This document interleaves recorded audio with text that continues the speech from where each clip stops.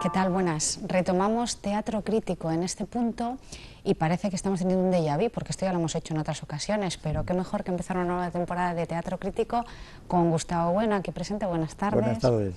Y con la presentación en público, aunque ya se ha presentado formalmente, de su último libro, Ensayo de una definición filosófica de la idea de deporte. Y la pregunta es obligada, la primera: ¿cómo se le ocurrió escribir un libro sobre filosofía del deporte? Pues por razones puramente externas. Es decir, es que el verano pasado, bueno, hace 2 meses, tuvimos el curso que tenemos hace unos años en Santo Domingo de la Calzada, que está consagrado a curso de filosofía en general, y que hemos dedicado por varias sesiones, pues filosofía de la religión, de la música, yo qué sé, de muchos temas, ¿no? Y entonces este año el tema fue filosofía del deporte, tema que yo no elegí, que sugirió pues Pedro Santana, que es el director de los cursos, que es profesor de inglés, y yo sospecho que la razón de elegirlo era por ser profesor de inglés. Es decir, porque en Inglaterra es donde, y en Estados Unidos, pues en Inglaterra es donde más volumen hay, al parecer, de revistas dedicadas al deporte, a la filosofía del deporte.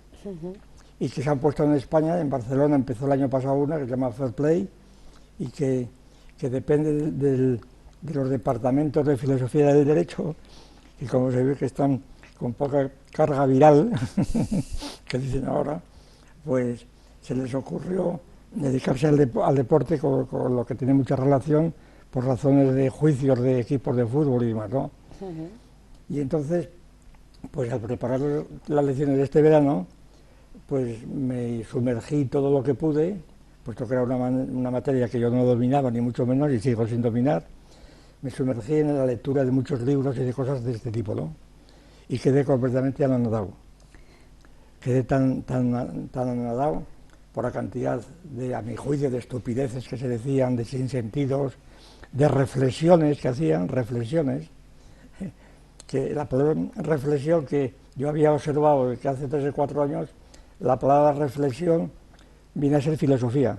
Cuando en una tertulia política dicen hagamos una reflexión, en el fondo quieren decir no una reflexión subjetiva, como yo pensaba al principio, una reflexión, algo que me sale del alma, sino más bien algo que no tiene que ver con la rutina en la que estamos, ¿verdad?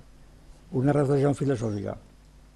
Y entonces, pues, estas reflexiones son tan pintorescas, pues como una reflexión, así le llaman, que hizo Samaranch, que fue el famoso director del COI durante unos años, donde hizo la siguiente reflexión: quería meter al ajedrez dentro de la nómina de deportes, y no sabía cómo hacerlo, y hizo esta reflexión: a fin de cuentas el ajedrez es un deporte intelectual. Hizo la reflexión y ya lo coló. Bueno, total que... Bueno, según esa regla deberían sacar a otros muchos deportes, sí, ¿no? también, porque no lo son. Claro, bueno, eso es la aplicación de la norma. Bueno, total, y entonces yo escribí el libro teniendo en la mesa precisamente estas otras referencias de lo que yo considero una pseudofilosofía. Y entonces, precisamente por tener muy cerca, demasiado cerca, queriendo más, estuve yo intentando, dirigiéndome a ellos intencionalmente, pues ofrecerles otra alternativa de reflexiones. Y claro, pues me pasé. Porque resulta que en lugar de hacer una filosofía del deporte, lo que hice fue una filosofía de la filosofía del deporte, ¿no? Crítica. Claro, el lector que está al margen de esto dice: a mí, ¿qué me cuenta usted con toda esta historia, no? Pues le tengo que decir al lector intencional, porque tampoco lo leerá, ¿no? Pero entiende usted también de cuál es la cuestión. Es decir, entonces que la cuestión es esta, que la cuestión es que se habla de filosofía del deporte, pues como se habla de filosofía de los tomates en tiempos del presidente Mao, ¿verdad? Es decir, que no es nada, que no hay sustancia. Esa era una de las preguntas que quería hacerle, porque la expresión filosofía del deporte es como mínimo llamativa. O sea, tú la lees y te chirría, vamos a decirlo así, por Sí, utilizar sí. una expresión común, ¿no parece muy rara? ¿Qué tiene que ver la filosofía Sí, con el sí. deporte, así en principio? Bueno, esta percepción la tuvo también pues Alvar, Manuel Alvar, que fue director de la Academia Española mucho tiempo, que éramos muy amigos, fuimos compañeros de pupitre en el instituto y en la facultad, y él publicó un artículo en ABC, no sé, hace 50 años, por ejemplo, o 40 años quizá, pues se ve que había leído la filosofía del deporte y entonces, pues, y metafísica del deporte, que había leído por lo menos el capítulo del libro de Weiss, y quedó asombrado y lo consideró como un galicismo, como un anglicismo. Dice, este es un anglicismo que entra en español. Es decir, él como director de la Academia Española le encontraba difícil de tragar eso de filosofía del deporte, porque él estaba acostumbrado a la expresión filosofía de, que hemos estudiado nosotros muchas veces, Sí. filosofía de, es decir, filosofía centrada en algo, que tiene una tradición, filosofía genitiva, decíamos, por el de, ¿no? Aunque en español no haga genitivos, pero en fin, la filosofía de, que por otra parte tiene una tradición, por ejemplo, filosofía de la religión, filosofía de la música, filosofía de la ciencia, etcétera, etcétera. Es decir, que la filosofía de es una expresión ya consagrada en español, pero es por cuestión, yo creo, de los contenidos, porque mientras se habla de la religión, de la ciencia, de la música, pues bien, parece que filosofía, que merece la pena de filosofía, sobre todo teniendo en cuenta aquella famosa fórmula de Beethoven en el testamento de Heiligenstadt, cuando decía, la música es una revelación más alta que la filosofía. Bueno, entonces ya, pues a veces quedamos de pie. Pero entonces, claro, pasar de estas grandes filosofías genitivas y además en sentido subjetivo, pues pasar a la filosofía del deporte, parece que el deporte era una cuestión menor, del estilo de lo que Platón habla en el Parménides de el pelo, la basura, ¿verdad? Que son cuestiones menores. Cuando le pregunta un diálogo entre Sócrates joven y Parménides, dice, y también podrás tratar filosóficamente de cuestiones tan humildes como el pelo, el fango, la basura. Y le responde Parménides, sí, se ve que eres muy joven, le dice Sócrates, y todavía no has sido agarrado por la filosofía, y habrás de saber que estas ideas, por humildes que sean, tienen su idea propia. Es decir, que no son cuestiones menores, una palabra. Y entonces el deporte quedaría dentro de esta categoría. El deporte sería una cuestión menor que una vez agotada pues el repertorio de filosofía de la religión, de la ciencia, de la música, etcétera, pues filosofía del arte, del derecho, filosofía del derecho, una vez agotadas estas cuestiones mayores, pues queda como cuestión menor última para llenar las horas, ¿no? Y sin embargo, pues a mí me parece que no está justificado el decir esto, porque la conexión del deporte y la filosofía es antiquísima, es antiquísima. Es más la filosofía y el deporte, yo creo que está en el propio origen de la filosofía, y es la tradición platónica, y no es lo que lo diga yo. Yo cito pues un libro de una profesora de una universidad americana, que es un libro pues típico, vamos, muy bien escrito, muy documentado, pero que plantea la cuestión de Sócrates, la relación entre Sócrates y el pugilato o algo así. Sí. Bien. Pero este libro me recordó que yo hacía muchos años antes había establecido a poner un prólogo al Protágoras de Platón, que apareció en Pentalfa hace también muchos años, pues al leer Protágoras por enésima vez y tratar de dividirlo en partes para hacer una edición escolar, pues qué criterios sigues para tratarlo. Entonces advertí, quería advertir, advertí, está ahí, vamos, que Sócrates, Platón, que está constantemente utilizando en su diálogo con Protágoras el esquema de un pugilato. Es decir, Protágoras queda como un púgil, Sócrates otro, los que están a su alrededor están también animándolos, están disuadiéndolos, y entonces resulta que el Protágoras se divide en varias partes, que son las partes del pugilato. De manera que entonces la filosofía platónica está completamente vinculada claro. Y luego, la propia idea de filosofía, que esto es lo central, esto como es lo primero que todo el mundo sabe, pues la propia idea de filosofía está totalmente vinculada, filosofía, con los theoroi de los Juegos Olímpicos, de los que veían. La famosa anécdota que cuentan muchos, pero entre ellos Diógenes Laercio, etc. Cuando le preguntan a Pitágoras, el rey Leonte, le pregunta, bueno, ¿y tú qué eres? Dice, yo soy filósofo, le dice Sócrates. Sócrates lo dice Pitágoras. Dice, ¿y eso qué es? Y entonces les pone la famosa parábola de los Juegos Olímpicos, en donde hay tres clases de gentes. Los que van a actuar, los que van a hacer negocio y los que van a mirar, simplemente, a mirar, los theoroi. Y los que van a mirar, pues estos son los filósofos. Los filósofos más que mirar. Y esta tesis pues vincula el origen de la filosofía con los Juegos Olímpicos. Y entonces, pues la conexión es evidente, claro. Otra cosa es que después esto se ha discutido mucho, concretamente Jäger dice que esta anécdota es falsa, que esta anécdota fue un invento del círculo platónico, de Hipócrates,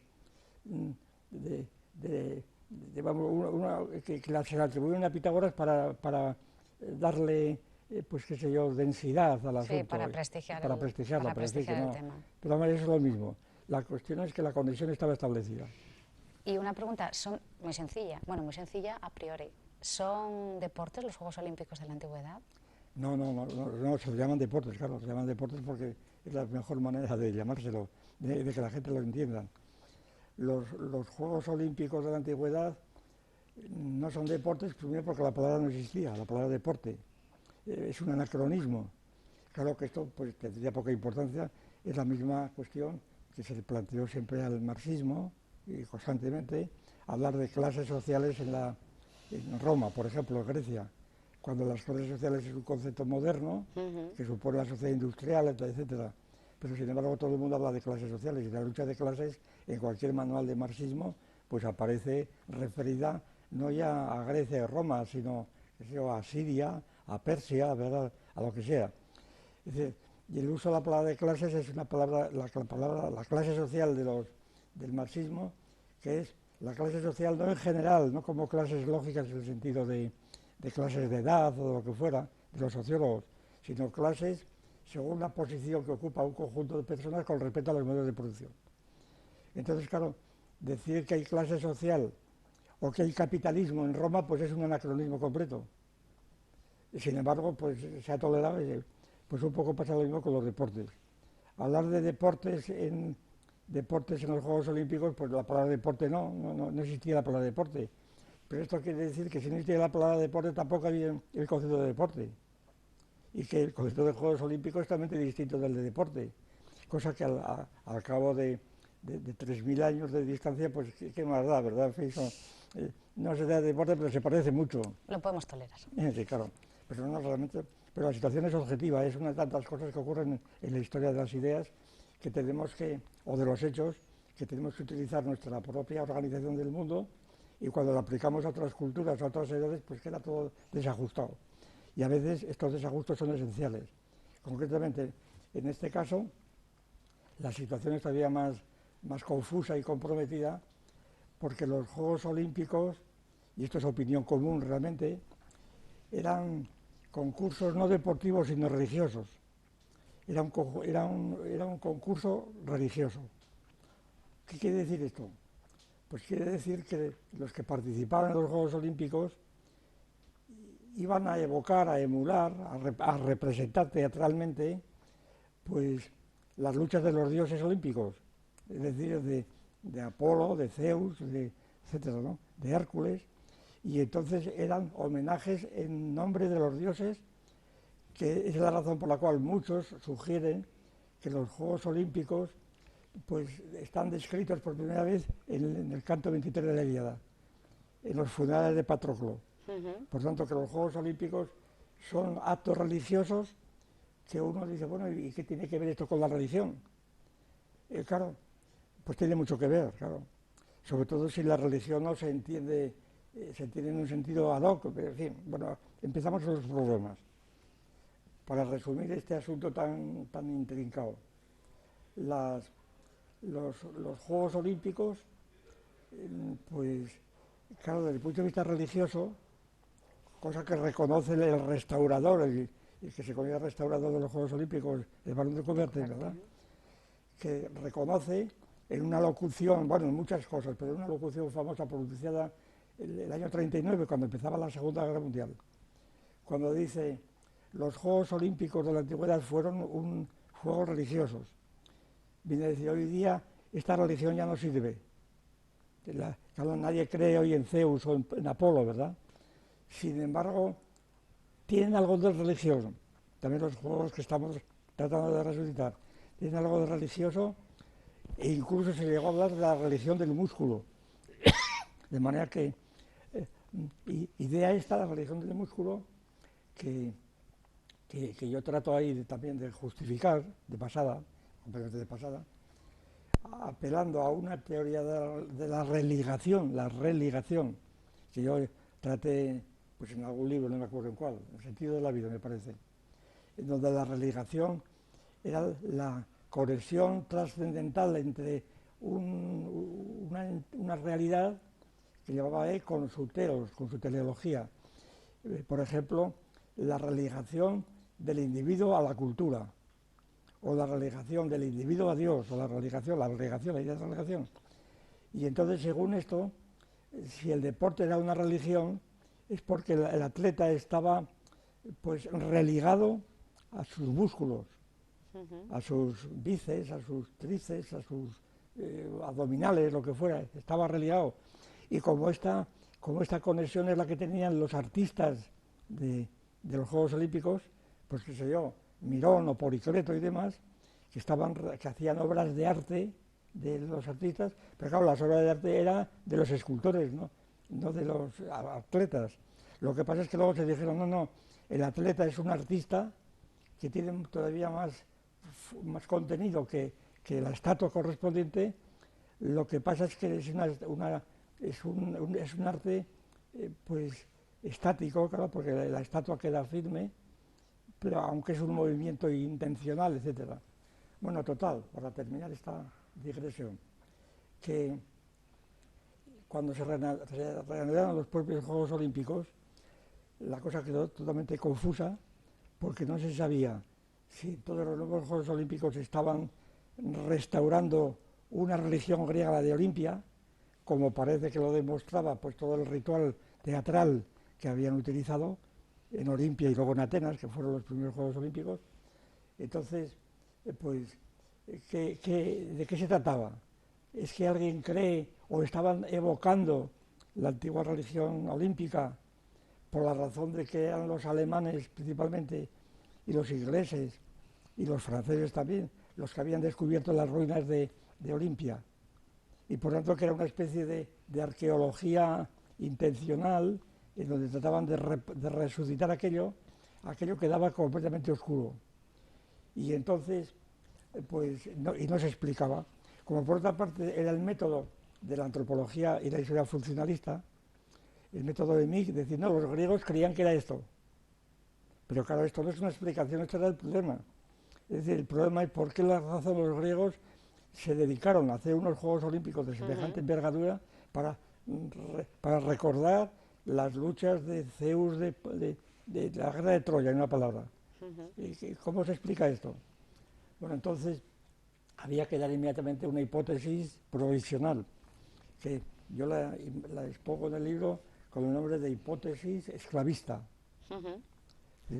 Entonces la cosa empieza a aclararse un poco pues, desde algún punto de vista.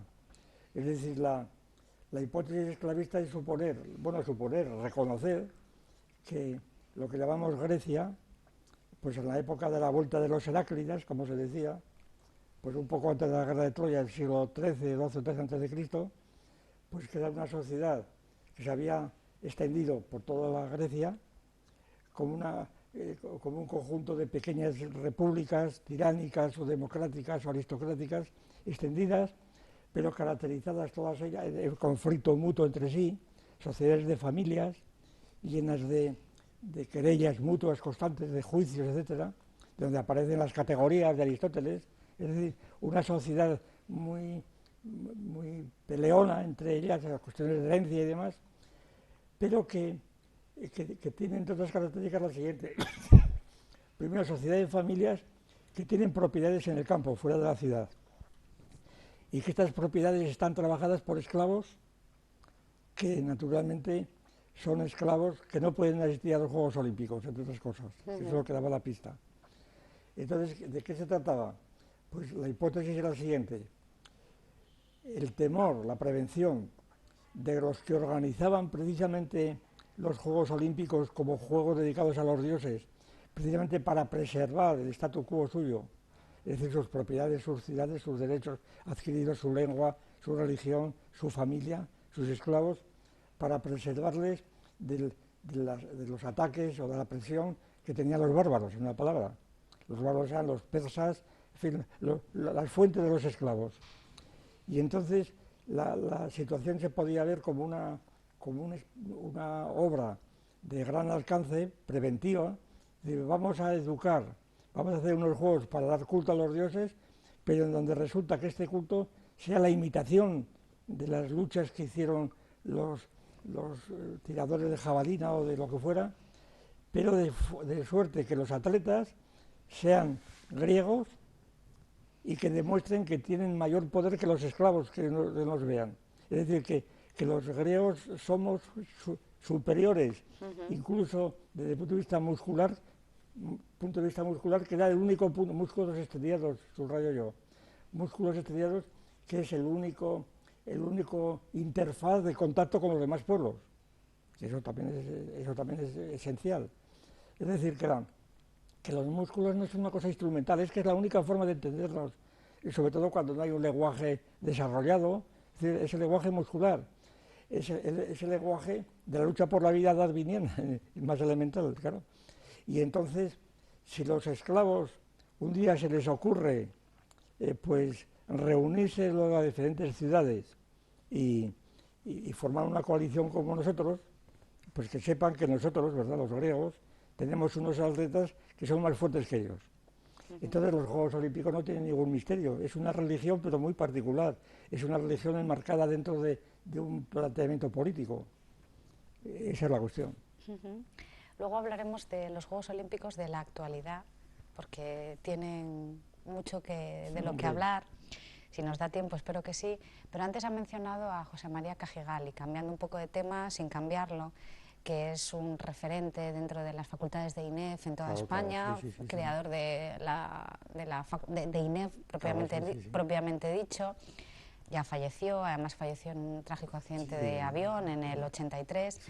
José María Cajigal dijo que, palabras textuales, cito, la humanidad siempre ha hecho deporte. Y cuando falleció en el 83, el país le calificó como un filósofo del deporte. Sí, el filósofo del deporte, decía. Eso es. El filósofo del deporte, efectivamente. Pues sí, Cajigal, del que hablamos mucho en los cursos de verano, porque era el curso de Santo Domingo y Cajigal era de Logroño, y además su padre era el gobernador civil y jefe de provincia del gobierno de Logroño, y fue decisiva la situación política para la carrera de Cajigal. Cajigal fue hijo de este señor que había estudiado jesuita, había estudiado jesuita con buena preparación, la preparación común de los jesuitas, y entonces pues él había estado en Alemania, conocía la filosofía alemana y la filosofía de la época, conocía a Heidegger, conocía a Ortega, por supuesto, a Huizinga, estaba al tanto de las cosas, y por supuesto a Suárez, como natural, lo conocía por su formación jesuítica.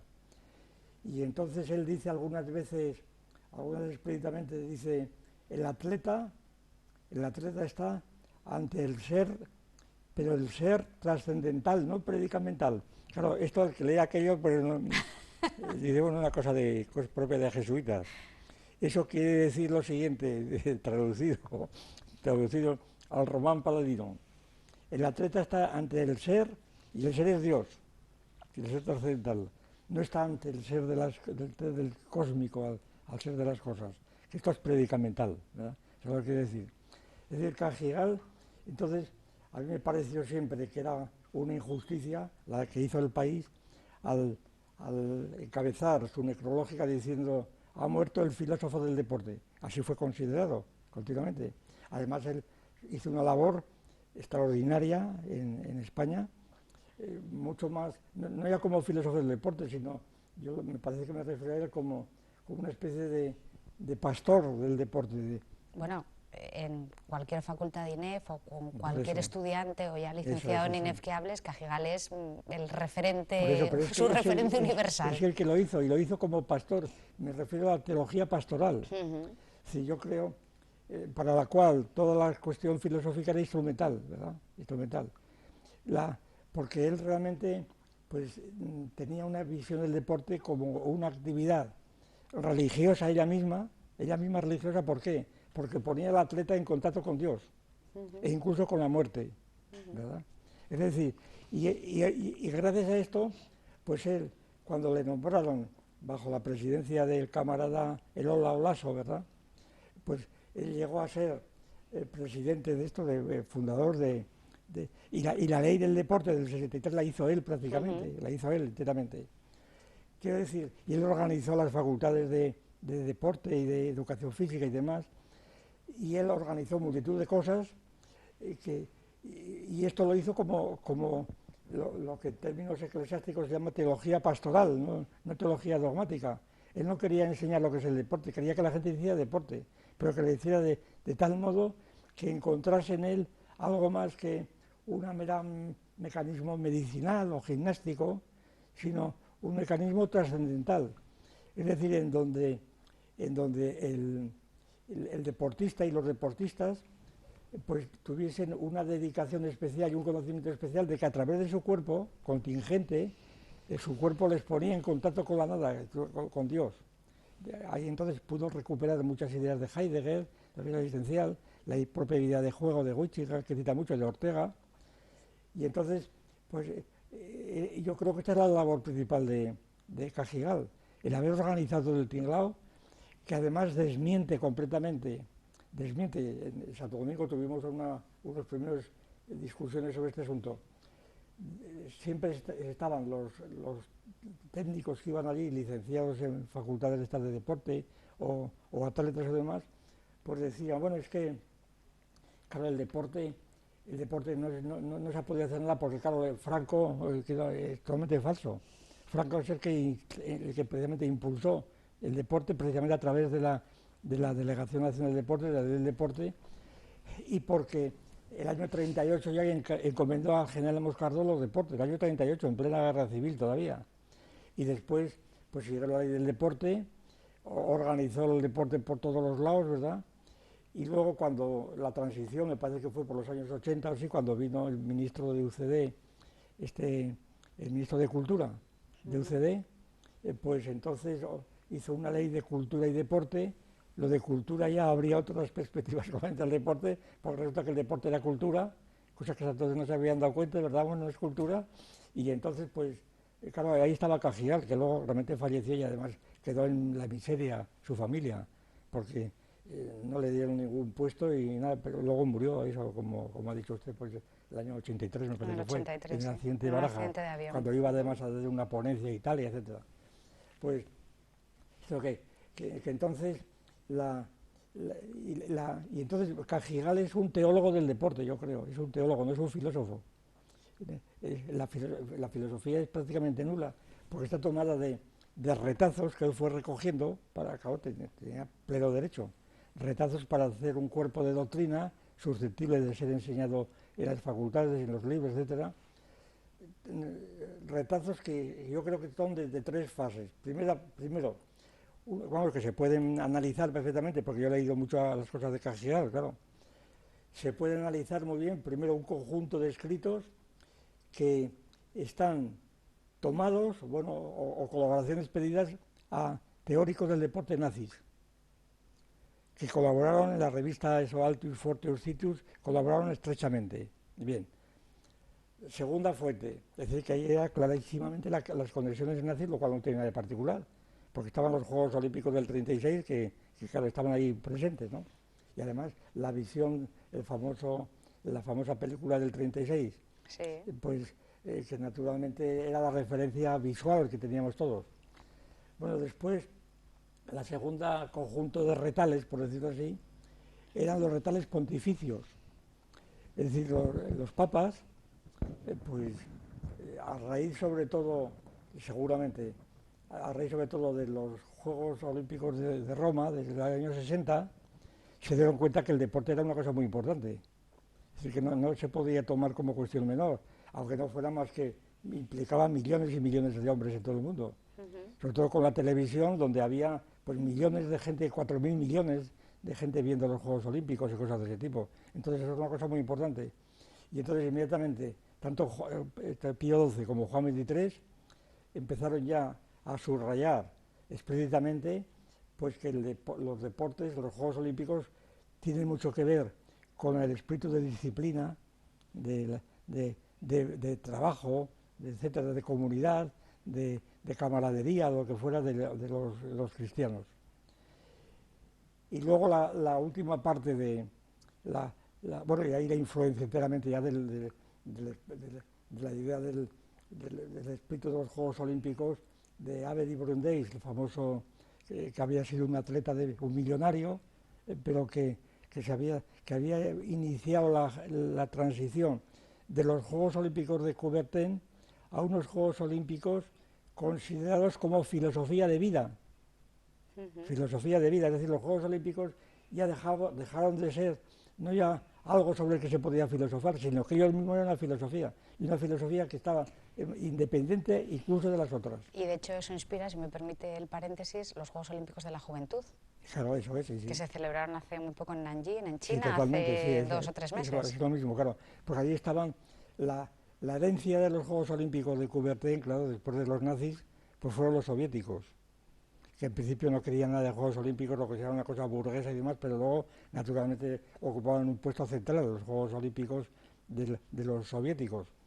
Y luego los chinos, no digamos. De manera que entonces los Juegos Olímpicos empezaron a verse como filosofía ella misma, un poco en la línea de aquello que decíamos de Beethoven antes, en el testamento de Heiligenstadt, que hemos dicho antes. La música es una revelación superior a la filosofía. El deporte es una revelación superior a la filosofía, es una filosofía ella misma. Y esto lo reconoció formalmente pues Avery y luego Samaranch. Es decir, los Juegos Olímpicos son una filosofía y entonces a mí un atleta o un director del COI no tiene que ir a la filosofía la tengo yo, soy yo quien esa distinción. La filosofía la tengo yo, ¿por qué es filosofía? Es una metafísica además, claro, y esa es la cuestión. De manera que entonces la relación de deporte y filosofía, en lugar de ser lejana, se ha identificado de tal manera que se ha invertido toda la cuestión, ¿verdad? Sí, sí. Voy a hacerle una pregunta que no tiene que ver directamente con lo que acabamos de hablar, pero que evidentemente está relacionada. ¿Puede considerarse el deporte como algo intrínseco a la humanidad o como algo producto de la evolución? Bien, bien. Bueno, ese es el punto de vista que yo precisamente planteo en el libro. Bueno, la principal preocupación mía era que ante frases como la de Cajigal y otros tantos, la humanidad siempre ha hecho deporte. Claro, cuando dices la humanidad, dice, bueno, ¿y qué quiere usted decir con la humanidad? La humanidad es el Homo sapiens, por ejemplo, ¿no? Lo que actualmente llaman el Homo sapiens. Pero el Homo sapiens, ¿qué es? Nadie lo sabe lo que es el Homo sapiens. Porque el Homo sapiens es una fórmula de Linneo, como es bien sabido. Pero el Homo sapiens de Linneo fue un Homo que que era un género, el genus Homo, que tenía varias especies pre-sapiens. Entre ellas lo que Linneo llamó el Homo ferus, el Homo feral, el hombre de la fiera, y él ponía como ejemplo a los hotentotes. Es decir, que entonces el Homo sapiens de Linneo es un Homo pre-sapiens hoy, el genus Homo. Y entonces el deporte es propio del hombre pre-sapiens o del Homo sapiens sapiens, como se dice después. Como la denominación Homo sapiens sapiens que han ido los antropólogos dando, pues yo creo que cuando ha cambiado los métodos paleontológicos por los métodos arqueológicos, es decir, cuando se han aproximado a la definición de Aristóteles, el hombre es zoon politikon, que quiere decir animal que vive en ciudades, no animal social, animal que vive en ciudades, a diferencia de los cíclopes que no viven en ciudades. Y entonces la ciudad, ya es la ciudad griega, es la ciudad que puede organizar unos Juegos Olímpicos, una confederación de ciudades. Es decir, que está ya a 2 pasos, pues eso, de un imperio, de una organización supra política, en el sentido de la ciudad. Entonces, claro, las ciudades, decir que la humanidad siempre ha hecho deporte, el interés mío en este libro fue sobre todo tratar de determinar, primero, que los deportes, lo que llamamos hoy deportes, evidentemente, desde el punto de vista de la evolución de Darwin, no de Linneo, porque aquí la dificultad está que la conexión entre Linneo y Darwin es totalmente oscura y no ha sido entendida por los propios antropólogos, ni por los paleontólogos. Es decir, simplemente han pasado de largo. Han olvidado que Linneo efectivamente clasificó al hombre en el reino animal, ¿de acuerdo? Pero un reino animal que para Linneo no era incompatible con la idea mosaica de que el hombre había sido creado por Dios desde siempre. Y que cuando Linneo dice, ¿y qué es la sabiduría? Linneo responde así literalmente en la edición 10ª de su Sistema del Mundo. Responde con todas las palabras. El Homo sapiens es el homo que se atiene al oráculo de Delfos. Noscite ipsum, conoce a ti mismo. Esa es la definición de Linneo. Ahora, ¿qué quiere decir eso de conoce a ti mismo? Pues conoce a ti mismo en el sentido metafísico no tiene ningún sentido. Conoce a ti mismo es conócete que eres Dios, que eres creado por Dios. Pero en un sentido relativo, pues el conocer a ti mismo tiene un sentido relativo que es el que ha aceptado tradicionalmente por todos los filólogos, que interpretan el oráculo de Delfos. El oráculo de Delfos, no quería decir conoce a ti mismo en el sentido cartesiano o de Heidegger o lo que fuera, sino conoce tu ibris. Es decir, date cuenta de cuáles son tus fuerzas, tus alcances y tus posibilidades. Y entonces, si tú quieres matar a León de Nemea, como Hércules, date cuenta que no puedes, porque no eres Hércules. Por lo tanto, renuncia a matarlo. Y entonces, claro, los Juegos Olímpicos pues proceden, sobre todo las enumeraciones denotativas extensionales de los Juegos Olímpicos, el pentatlón, por ejemplo, ¿no? Pues son juegos que dependen todos de la caza. Es decir, que ya podía practicar el Homo pre-sapiens, ¿verdad? Es decir, sabemos de sobra, y lo dicen los prehistoriadores, pues como las jabalinas están utilizadas por hombres de Neandertal, que más o menos hay una especie de consenso tácito entre que el Homo sapiens es el hombre de Cro-Magnon y el pre-sapiens es el Neandertal. Pero este criterio no es compartido porque este verano mismo han aparecido, toda la prensa lo dio, no sé, en agosto por ahí, o antes, no sé, en agosto o septiembre, en Gibraltar, en la cueva de Gibraltar, donde están los famosos monos, sí. Han aparecido unos grabados simbólicos, ¿verdad?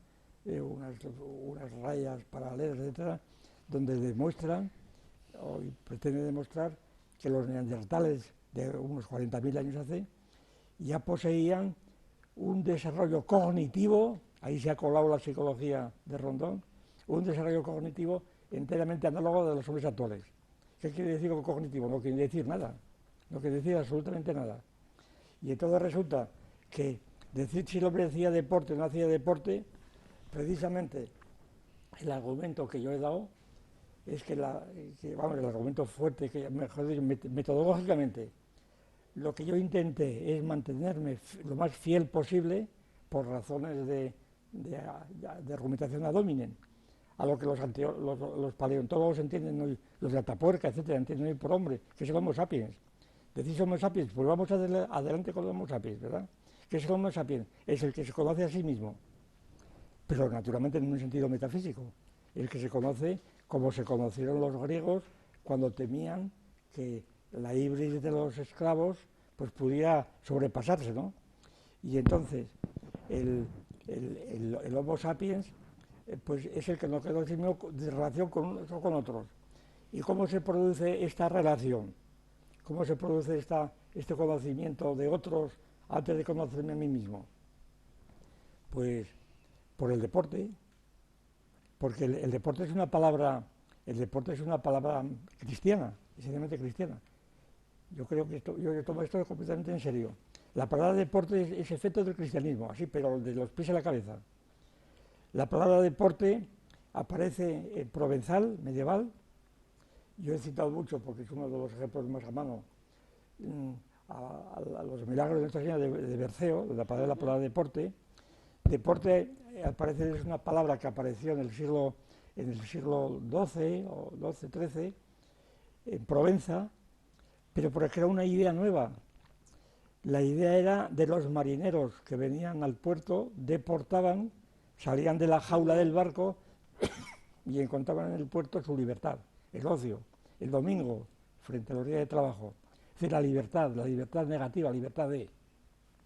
Y entonces, en el milagro de 4 de Nuestra Señora de Gonzalo de Berceo, ahí se dice claramente que, que hay un clérigo que está lleno de achaques, está cojo, está, no sé, un desastre, ¿verdad?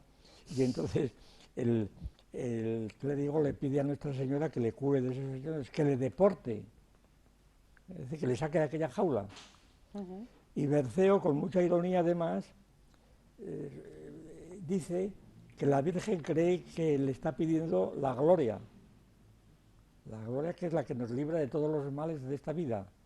Y entonces se lo concede y el clérigo se siente curado, atendido por la Virgen, se ha quitado los achaques y cree que ha sido cosa de la Virgen cuando la Virgen se lo estaba diciendo en clave cristiana, ¿no?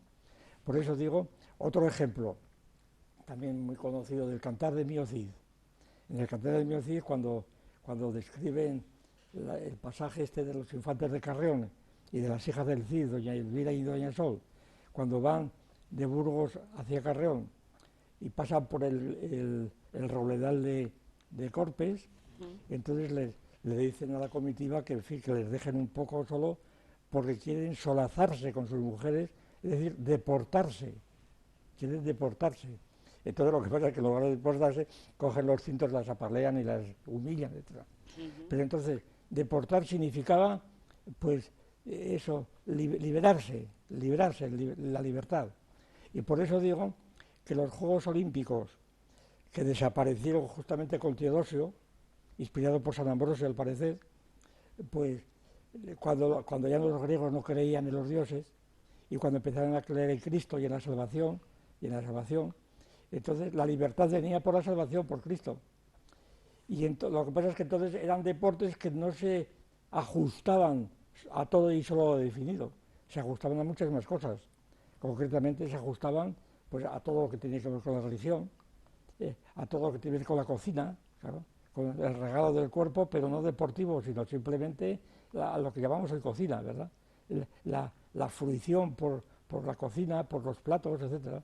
Y entonces no es una definición de deporte, pero está incluido el deporte. Y ya en el siglo XIX, muy tardíamente, se cita mucho a Galdós, que ofrece, por cierto, en la revista que él creó, bueno, entre ellos en Madrid, la revista del Campo, ofrece una de las imágenes, a mi juicio, más penosas, agarbanzadas, y no sé cómo decirlo, de lo que él llama sport, en inglés, olvidando que sport la habían tomado el provenzal, sport latino, deporte.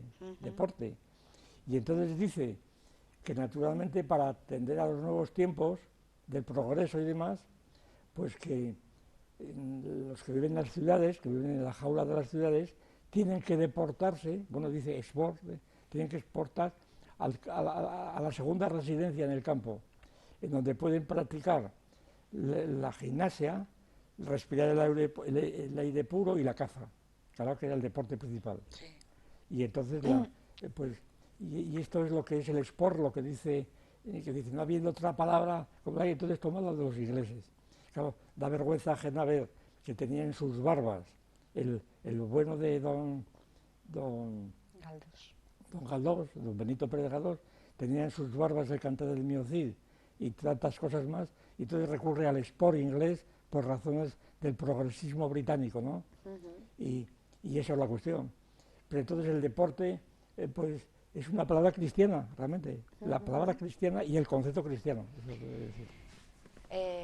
Antes ha hablado de la psicología y de cómo se ha metido. Déjeme decirle que hoy en día no hay una institución que no administre el deporte a nivel regional, nacional o internacional que no tenga metido un buen gabinete de psicólogos dentro, Claro, porque ahora están absolutamente... Es lo más ocurrido, claro. Es absolutamente presente.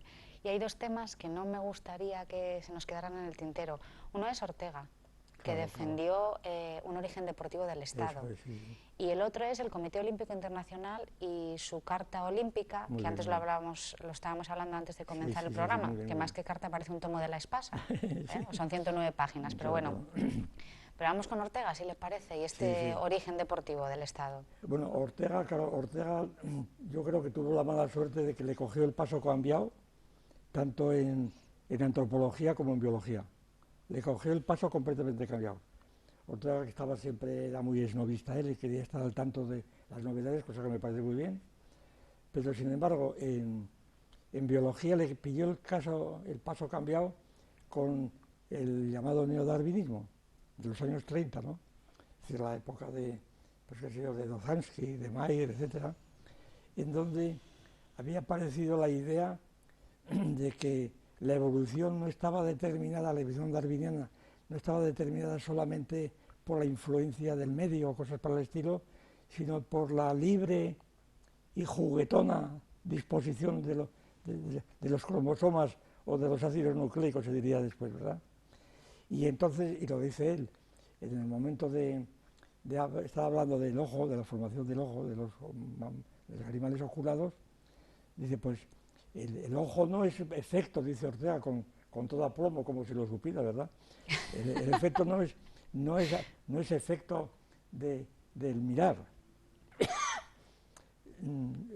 porque el mirar es una actitud, una conducta que aparece gratuitamente, como un juego, que es la teoría de Huizinga. Y entonces Ortega empezó a desarrollar allí una teoría puramente indeterminista, idealista del azar, en donde es el azar de las moléculas que intervienen en la herencia, cuando se restauró el mendelismo, y entonces pues el desarrollo de las especies es un desarrollo completamente pues azaroso, aleatorio. Es un poco lo que sostuvo años después pues Monod, en aquel libro famoso del azar y la necesidad. Le pilló el paso cambiar en biología y en antropología lo mismo, porque en antropología pues él totalmente estableció la diferencia entre el marxismo, que entonces estaba en ascenso, claro, el marxismo, el determinismo económico, por tanto, es decir, cualquier cosa que ocurra en político está determinada por razones económicas, no hay libertad en absoluto, es el determinismo económico. Entonces, frente a este, Ortega expuso una teoría también del juego, no, el Estado aparece como juego, es un juego libre, según las últimas tendencias, claro, la de Huizinga, ¿verdad? Cuando él decía las últimas tendencias estaba revelando al oráculo, a las marquesas y eso, y al público en general, que no estaban al tanto de cómo estaba el mundo. Y entonces, pues, introdujo la famosa teoría del rapto de mujeres por la exogamia, y entonces pues dijo que nada, que el Estado aparecía cuando unas tribus, en lugar de estar compuestas de sindicatos o de trabajadores, estaban compuestas de clubes de solteros, que se les ocurría gratuitamente ir a buscar a las mujeres a otra tribu más o menos distante, y entonces esto implicaba pues una organización, una guerra, etcétera, es decir, la aparición del Estado. Por lo tanto, el Estado tenía un origen deportivo.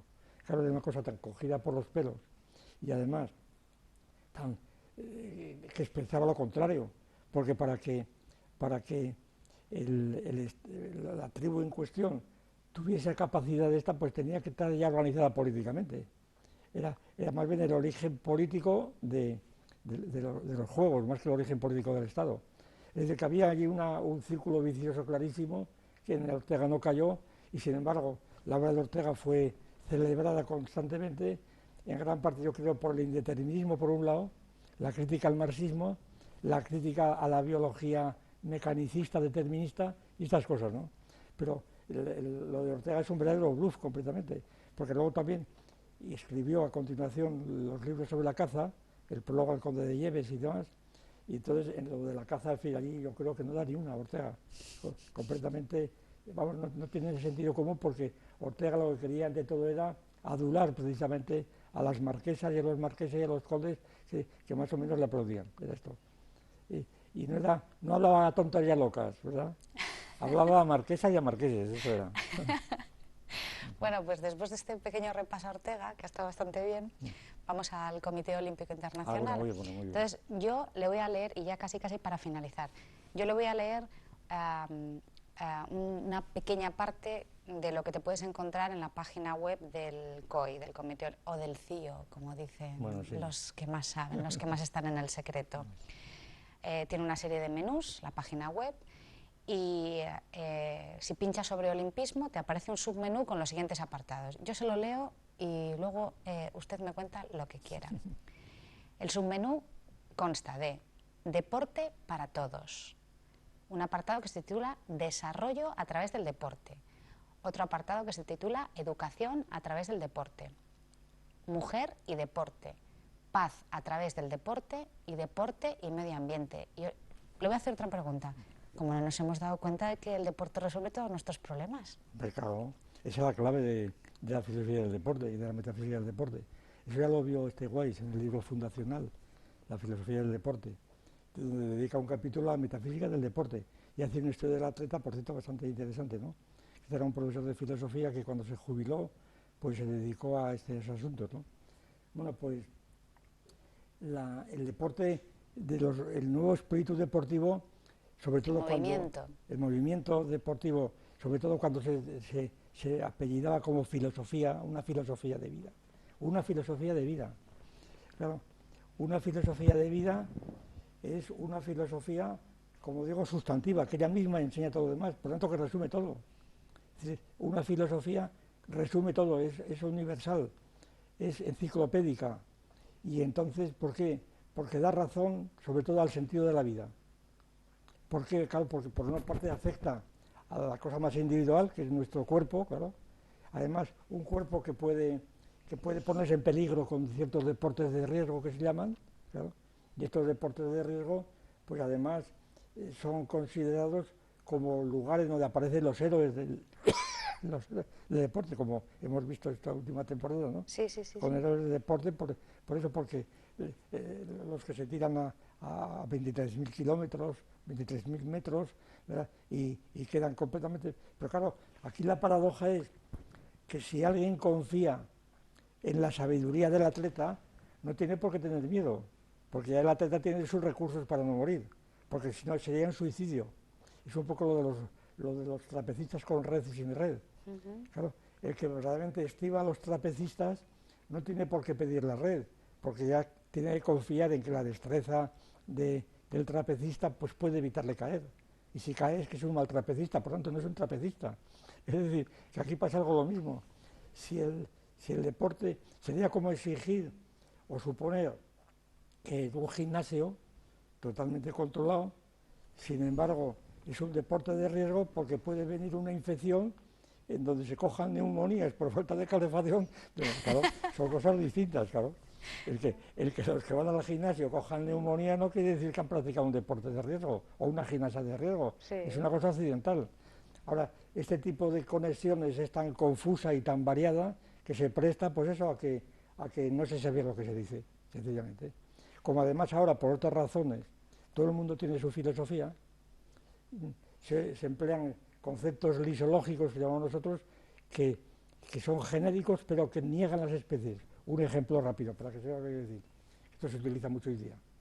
Cuando se dice, bueno, es una frase, y yo siempre me acuerdo de una frase de este individuo de Pi Margall, cuando estaban discutiendo las nacionalidades, y él decía a sus discípulos, no, yo, cuando me preguntan si soy español o qué, digo yo, antes que español, soy hombre. Claro, ¿qué vas a ser, gato o qué? ¿Quién te pide? Antes español soy hombre. O sea, aquí pasa lo mismo, aquí hombre es una palabra lisológica, humanidad, que encierra, que neutraliza especies confrontadas entre sí, contradictorias, que no se pueden anegar las diferencias. Esto lo vemos en los tratamientos sobre la ETA. Cuando se recurre a los derechos humanos, que es otra de las apelaciones que ha hecho el COI también, ligar los deportes olímpicos a los derechos humanos. Todo el mundo tiene derecho humano al deporte. Lo de derecho humano ya es palabra de otro costal. Sí, sí, ¿verdad? efectivamente. Entonces, cuando en la ETA se dice, no, es que la ETA hay que condenarla porque ataca a los derechos humanos. ¿Qué quiere decir esto? Que mata a hombres. Alto, no mata a hombres, la ETA mata a españoles. Es decir, la nómina de muertos de ETA no son hombres, son españoles precisamente, ciudadanos españoles perfectamente localizados, y entonces allí la palabra hombre está borrando la diferencia entre españoles y franceses o lo que fuera, ¿no? Y por consiguiente es una palabra totalmente, bueno, para decirlo con una frase de Hayek, nada menos, es una palabra comadreja, decía Hayek. Aquellas palabras que quedan en el cascarón las han chupado todos y quedan vacías. Y entonces, esto es lo que pasa con lo que me parece que ha pasado con el deporte y con los Juegos Olímpicos y las declaraciones de COI, etcétera. Es decir, son palabras comadrejas donde la gente ya, que tuvieron anteriormente un sentido, la han perdido y se siguen utilizando como si estuvieran llenas de genio e impulso y no tienen nada. Nos queda mucho, ¿eh? Nos queda mucho del Comité Olímpico y de su carta, de la Carta Olímpica, no, porque hemos dicho que son 109 páginas, pero los 7 primeros puntos de los principios dan para escribir a su vez otros tomos de la Espasa, sucesivos tomos de la Espasa. Si esto les ha parecido interesante, mi consejo es que no dejen de leer el ensayo de una definición filosófica de la idea de deporte, donde nos extiende más Gustavo Bueno en algunos asuntos que aquí solo hemos podido tocar de pasada. Insisto, léanlo si les ha parecido interesante, y si no también, que caray, háganlo. Y nos vemos la próxima semana aquí en Teatro Crítico, sin antes, por supuesto, darle las gracias a Gustavo Bueno por estar aquí con nosotros. Insisto, la próxima semana con otro tema igual de interesante. Gracias.